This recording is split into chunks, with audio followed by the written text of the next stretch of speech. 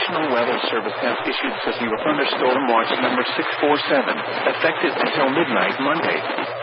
This watch includes the following counties in South Dakota: Kingsbury and Minor.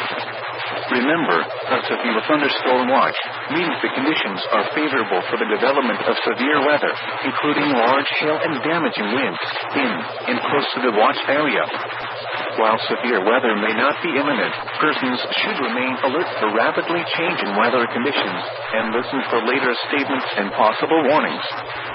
Stay tuned to NOAA Weather Radio, commercial radio and television outlets, or internet sources for the latest severe weather information.